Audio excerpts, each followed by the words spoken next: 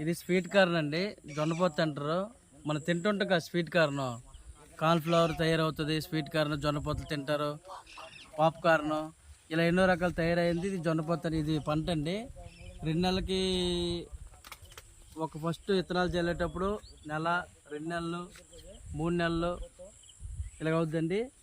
ఇది 2 నెలలు అండి, ఇంకో నెల టైం ఉంది. ఈ స్వీట్ కార్న్ అండి 3 నెలల పంట. ఆల్రెడీ 2 నెలలు వచ్చింది.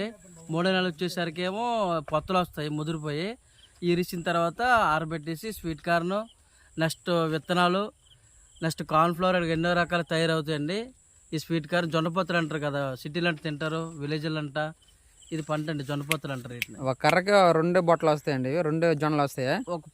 ఒక మొక్కకి వచ్చి 2-3 వస్తాయండి. ఒక మొక్కకి 4 రావచ్చు, 3 రావచ్చు, 2 రావచ్చు అండి. స్వీట్ కార్న్ అండి. స్వీట్ కార్న్ మామూలు